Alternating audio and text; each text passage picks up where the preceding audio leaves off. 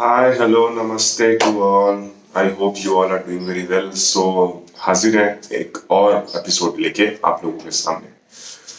तो कल ना मैं एक इंस्टाग्राम पेज है वहां पे देख रहा था कि फार्मर प्रोटेस्ट में कोई अगेंस्ट में लिख रहा है, कोई उसमें लिख रहा है। तो कमेंट सेक्शन जब मैंने फॉलो अप किया तो देन आई गॉट कि बहुत सारे लोग ऐसे बोल रहे कि I actually don't know what the issue is going on and all. चलो अच्छी बात है ये कि आपको नहीं पता है और नहीं भी होना चाहिए पूरी तरह से पता, क्योंकि अगर आप फार्मिंग फैमिली से बिलोंग नहीं करते you don't know that depth in and out about it. एक सबसे बड़ी बात और आती है कि जब ये फार्म बिल आई थी, इसको लाया गया, उसके सपोर्ट में कुछ फार्मर्स है कहा जा रहा है, उसके अगेंस्ट में कुछ फार्मर्स है, पर लोगों को ये बात बोला जा रहा है कि यार ये जो फार्मर्स है ये खाली पंजाब से ही क्यों, क्योंकि वहां पे कांग्रेस की सरकार है। तो ये सारे जो कंफ्यूजन्स है, एक कम से कम एक आम आदमी के लिए, मैं बोलता हूँ एक लेमैन की भाषा में आज मैं ये बताऊंगा आप लोगों को। इसके अच्छाई बुराई जो भी है वो अपने अपने जगह में है, पर एक फार्मर के वो क्या क्या इनसिक्योरिटीज है इस पर्टिकुलर बिल से, इस बारे में हम आज डिस्कस करेंगे। अब ये सवाल भी सामने से आएगा कि भाई तुझे कैसे पता है? तो ऑब्वियस बात है, मेरी फैमिली का फार्मिंग में है एसोसिएशन। हाँ, हमारी जॉइंट फैमिली है, तो हमारे चाचा जी, हमारे मौसी जी, इनका है फार्मिंग एसोसिएशन। जब मैंने उनके पास जाके पूछा तो मुझे इस काफी अलग अलग तरह के ओपिनियन मिले, और एक कंक्लूसिव ओपिनियन में जब मैं आया तो वो पॉइंट कुछ 4 या 5 पॉइंट है, मैं आपके सामने रखूंगा। पूरी लेमैन की भाषा है, आपको अगर फार्मिंग के बारे में कुछ ना भी पता हो तो भी आप समझ जाओ, इतनी मेरी एश्योरेंस है। तो वीडियो को एंड तक देखें। तो जब ये फार्म लॉज आया, सब कुछ आया, तो सबसे पहले ये जो फार्म लॉज आए, इसको एक ऑर्डिनेंस बना के कानून पास कर दिया गया। इसमें एक चीज है, इसमें एक चीज ये है कि आज भले ही बीजेपी की गवर्नमेंट है, उन्होंने ये लॉ पास कर दिया, बट जब यही लॉ पास हो रहा था कांग्रेस के टाइम पे तो बीजेपी ने अपोज किया। बिलीव नहीं होता तो उसका एक छोटा सा झलक मैं आप लोगों को दिखाता हूँ। प्रतिदिन देते ये वाला यूरोप और अमेरिका अपने किसान को, क्योंकि किसान को बाजार में भाव नहीं मिलता। तो क्या हुआ, इन बड़े इंटरनेशनल चेन्स ने किसान की क्या परिस्थिति कर दी कि वहां के वित्त मंत्री में तो इतनी क्षमता थी और उसकी जेब इतनी गहरी थी कि वहां से पैसे निकाल के किसानों में बांट देता। तो जिस दुनिया के में यह अनुभव लागू किया गया, वहां किसान को जीवित रखने के लिए, for the sustenance of that farmer, you have to give $400 billion every year to that farmer. तो क्या कारण है कि ये एक्सपेरिमेंट वहां तो चला नहीं, लेकिन हिंदुस्तान में बड़ा सफल हो जाएगा। आई होप आप लोगों ने देख लिया। ये इधर आपको ये देखते हुए मिल जाएंगे कि अरुण जेटली जी ये पर्टिकुलर फार्म लॉ के बारे में अपनी ओपिनियन रख रहे हैं। एक और चीज है, इस पर्टिकुलर सिनेरियो में सुषमा स्वराज जी ने भी एमएसपी के बारे में सपोर्ट में ही बात की थी। खैर ये दुर्भाग्यपूर्ण है कि ये दोनों आज नहीं है, तो हमें वरना पता चलता कि इनका ओपिनियन क्या है आज के टाइम पे इन पर्टिकुलर चीजों में। तो जब ये लॉ पास कर दिया गया तो पंजाब से यहाँ से किसान गए, तो एक तो उन किसानों को ऑपोजिशन के किसान बोली गई, खालिस्तानी बोला गया, ब्ला ब्ला ब्ला ब्ला ब्ला। हम एक लेमैन की भाषा में समझते हैं, हम बिना कोई पॉलिटिकल एंगल ढूंढे कि हाँ भाई तू राइट विंग है, लेफ्ट विंग, इनको साइड करते हो, हम इस पर्टिकुलर डायरेक्ट मुद्दे पे आते हैं। सबसे पहला पॉइंट देखो, इस फार्म बिल की जो इनसिक्योरिटीज है फार्मर्स को, इसको हम समझेंगे। जब कोई भी कॉर्पोरेट हाउसेस होती है ना, तो जब एक एम्प्लॉयर की भाषा में देखो तो उसे ना एक मिनिमम वेजेस एक्ट के थ्रू एक मिनिमम वेजेस उसे फिक्स करना पड़ता है। फार्मिंग में ये मिनिमम वेजेस वाले सिस्टम तो है नहीं, वहां पे आ जाती MSP, minimum support price. Minimum support price ये होता है कि सपोज कोई क्रॉप है, उसका एमएसपी 35 रुपए, तो आप उसको 35 रुपए के नीचे बेच नहीं पाओ पर किलो। अब बात यह आ जाती है कि बहुत से लोग बोलेंगे भाई देख एमएसपी तो पहले कानून थी नहीं, डेफिनेटली नहीं थी, पर ये पॉलिसी में थी, एपीएमसी मंडियों में थी। तो फार्मर्स कह रहे कि आप इन्हीं को लेके आ जाओ। अब बहुत से लोग बोलेंगे कि भाई देख जब मार्केट ओपन होगा, प्राइवेट प्लेयर आएंगे, जब बाहर इतनी बड़ी मार्केट बनेगी तो एमएसपी है तो वो तो उसमें तो बेचते ही है वो, कि मिडिल मैन बोलता है कि मैं इससे ज्यादा दूंगा नहीं। पर बाहर आएंगे तो वो 35 वाला 70 में बेच पाएंगे, 100 में बेच पाएंगे। देखो सबसे पहली बात है कि ये जो फार्मर्स का प्रोटेस्ट है ना, ये आने वाले 2-3 सालों के चेंजेस के लिए नहीं है, ये आने वाले 15-20 साल बाद जो चेंजेस आएंगे, इनके जो आने वाले जनरेशन खेती करेंगे, ठीक है, इन पर्टिकुलर सिनेरियो के लिए है कि वो तब सिनेरियो पूरा चेंज हो जाए। हम एग्जाम्पल लेंगे बिहार का। बिहार का क्यों एग्जाम्पल लेंगे? बिहार का एग्जाम्पल इसलिए लेंगे क्योंकि बिहार में ये एक्ट डाल के एपीएमसी पहले 2006 में खत्म कर दिया गया था। वहां के फार्मर्स की हालत बहुत ज्यादा खराब हो गई थी। तो जब एमएसपी रहता है तो फार्मर्स को श्योरिटी है, उसको अश्योरेंस है कि मेरा क्रॉप जो है इस पर्टिकुलर के नीचे बिक ही नहीं सकता। That's a surety for them. अगर नहीं होता है तो उसका क्या नतीजा होगा, ये वाला देख लो। ये वाले में अगर आपने देखा तो ये पता चलेगा कि एक बिहार के किसान ने, अभी 2-3 दिन पहले की बात है, 1 रुपए पर किलो पे गोभी बेचने गया था, तो वो 1 रुपए पर किलो से कीमत मिला। गुस्से में आके उसने अपनी खेती की जो पूरी बकी हुई गोभी थी, उन्होंने वही खराब कर दिया। तो ये पर्टिकुलर सिनेरियो आता है। इसके बाद जो दूसरा सबसे बड़ा चेंजेस आता है वो है एपीएमसी मंडियों की। अब एपीएमसी मंडियां क्या है? देखो, जो एपीएमसी मंडियां होती है सरकारी मंडी होती है। अब आप में से बहुतों को ये पता होगा कि बहुत से जगहों में ये मंडियां नहीं है। पंजाब और हरियाणा में कैसा है कि ये ना मंडियां बहुत ज्यादा मात्रा में है, क्योंकि वो एरिया भी छोटा है तो बहुत ज्यादा मात्रा में, तो more and more farmers APMC मंडी जा सकती है। पर अगर मैं मेघालय की बात बोलूं, वहां पे कम से कम 1100 किलोमीटर दूर पड़ती है, तो वहां एपीएमसी मंडी होना ना होना बराबर है। उत्तर प्रदेश और इन सब साइडों में भी इंफ्रास्ट्रक्चर नहीं है एपीएमसी की। महाराष्ट्र में है, पर पंजाब और हरियाणा में सबसे ज्यादा है। एपीएमसी सरकारी मंडियां होती है जहां पे एमएसपी के दाम पे आप भाव बेच करते हो। अब एपीएमसी की जो मंडियां हैं वो खत्म हो जाएगी। ये वाली जो बू है ये आ रही है इससे। कैसे? देखो, अगर मैं मंडियों में बेचता हूं तो जो ट्रांजैक्शन होता है उसमें टैक्स लगता है। मैं बिहार का एग्जांपल लेता हूं, जो ट्रांजैक्शन होता है उसमें टैक्स लगता है, राइट? वो टैक्स का ईयरली जो कॉस्टिंग होती थी वो 60 करोड़ होती थी। अब उस 60 करोड़ में से 9 to 10 करोड़ रुपए उस मंडी को मेंटेनेंस में खर्च होते थे। जब 9 to 10 करोड़ रुपए अगर हो रहे खर्चे, तो उसके बाद जब आप मार्केट बाहर लाओगे, आप इंसेंटिव दोगे। कुछ मात्रा में लोग जो अंदर आते हैं कंपलसरी के कारण, वो बाहर चले जाएंगे। जब उतना ज्यादा होगा ही नहीं ट्रांजैक्शन, तो कहां से उसका मेंटेनेंस आएगा? और ये पर्टिकुलर सिनेरियो में ये चीज होगा कि ये मंडियां आज नहीं, 2-3 साल तक भी नहीं, 10-15 साल भी नहीं, हाँ 20 साल बाद ऑटोमेटिक खत्म हो जाएगी। आज के टाइम पे बिहार उसका सबसे बड़ा एग्जाम्पल। अब बहुत से लोग को बुरा लगेगा कि मैं खाली बिहार या यूपी का ही नाम दे रहा हूं, बट ये सच है। बुरा लगेगा आपको, ये सच है।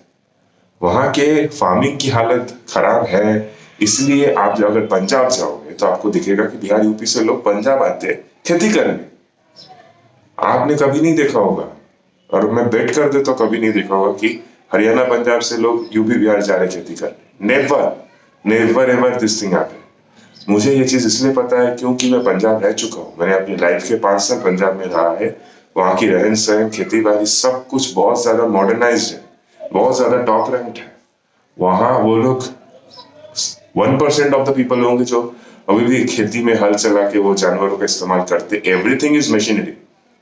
बट इतने ज्यादा टॉप रिच फार्मर्स वहां पे इसीलिए है क्योंकि फार्मिंग वहां पे एक तरह से पैशन में है, और ये जो मंडियों का सिस्टम है जो एमएसपी गारंटेड करता है, जिस कारण से पर कैपिटा फार्मर की इनकम पंजाब और हरियाणा में सबसे ज्यादा है। चाहे तो गूगल कर लो। अब जो तीसरी पॉइंट आती है वो है कॉन्ट्रैक्ट फार्मिंग की। देखो, कॉन्ट्रैक्ट फार्मिंग क्या होता है? आपने पेप्सिको का नाम सुना होगा। आप लेस के छुरछुरे चिप्स खाते हो, कभी ना उस पैकेट को ना घुमा के देखो, कभी घुमा के देखोगे तो उसमें लिखा रहेगा कि देखो कॉन्ट्रैक्ट फार्मिंग है, तो उसमें कहां से ये आलू ली। अब ये जो आलू है ये फैक्ट्री में तो बनती नहीं है, ये हमारे फार्मर्स ही उगाते हैं ना फील्ड में। अब कॉन्ट्रैक्ट फार्मिंग में क्या है? कॉन्ट्रैक्ट फार्मिंग में ये सिनेरियो हो रहा है कि वहां पे कॉन्ट्रैक्ट होता है कि हमें ये क्वालिटी का आलू चाहिए। कई बार ये हुआ है, चाहे तो गूगल कर लीजिए, हरियाणा का ही केस है जिसमें पेप्सिको ने रिजेक्ट कर दिया था फार्मर्स को, आपने उस क्वालिटी के आलू नहीं उगाया जिस क्वालिटी का प्रॉमिस हुआ था। एंड बिकॉज ऑफ दैट उन्होंने जब केस किया तो जो फार्मर की रीच है वो एसडीएम या डीएम तक है, डीएम या डीसी तक, मतलब डिस्ट्रिक्ट मैजिस्ट्रेट, डिस्ट्रिक्ट कलेक्टर, खत्म। इस पूरे कॉन्ट्रैक्ट फार्मिंग के सिनेरियो में कोई भी जुडिशियल की इन्वॉल्वमेंट है ही नहीं। अब अगर आप पुणे, महाराष्ट्र के पुणे में या मुंबई में या दिल्ली में या किसी बड़े शहर में आप बैठे हो तो आपको ये समझ नहीं आएगा। अगर आप किसी छोटे शहर में बैठे हो, वो छोटे शहर जगह से बिलोंग करते हो, तो आपको भी पता होगा कि डीएम और डीसी तक रीच करना, डिस्ट्रिक्ट मैजिस्ट्रेट कलेक्टर तक पहुंचना बहुत बड़ी बात होती है। अब फार्मर्स ने सब्जियां उगाई, 10 दिन 12 दिन जाएगा, उसकी सब्जी ऐसे ही सड़ जाएगी। और एक पर्टिकुलर जो सब्जियों में ये रहता है ना, क्रेडिट लेके वो सब फार्मिंग करके उसे बेचना, उसके बाद अगर उसको दाम नहीं आता, वेट कर लो भाई, नहीं होने वाला। संडे सबसे बड़ा एग्जाम्पल इस पर्टिकुलर सिनेरियो का है पिपली लाइफ, उसे देख लीजिएगा, आपको आपके एंटरटेनमेंट के थ्रू से एक लेसन भी मिल जाएगा। जो चौथा सबसे बड़ा पॉइंट है वो है स्टोरेज का। देखो पहले जो पॉलिसी थी ना, उसमें यह था कि जो हमारे नेसेसिटीज है, दाल चावल ये सब, आप इसे स्टोर नहीं कर सकते, एक अमाउंट तक ही रख सकते हो, अनलिमिटेड स्टोरेज नहीं है। इस बिल में वो स्टोरिंग को बंद कर दिया गया है। जब उस स्टोरिंग को ही बंद कर, मतलब कि वो नियम ही खत्म हो गया है, आप जितना मर्जी स्टोर करो। अब प्राइवेट प्लेयर का एंटर होगा, प्राइवेट प्लेयर के पास है कैपिटल बहुत ज्यादा। अब बहुत ज्यादा कैपिटल है तो बहुत बड़े बड़े है, बहुत बड़े बड़े वेयर हाउस भी बन जाएंगे, सीधी सी बात है, स्टोरेज भी होगा दबा के। अब मोटा मोटा एक सिंपल सा, कोई रॉकेट साइंस नहीं, एक सिंपल सी लॉजिक है, जो सप्लाई हैंडल करता है वही प्राइस चेंजिंग को हैंडल करता है। सप्लाई जिसने हैंडल कर लिया वही डिसाइड कर लेता है कि प्राइस कौन सा होगा। और ये कहीं ना कहीं पे फार्मर्स पे नहीं, कस्टमर, कंज्यूमर, उनको भी इफेक्ट करने वाला है, उनके जेब में भी खोखला करने वाली है। तो ये चीज एक तरह से इनसिक्योरिटीज है।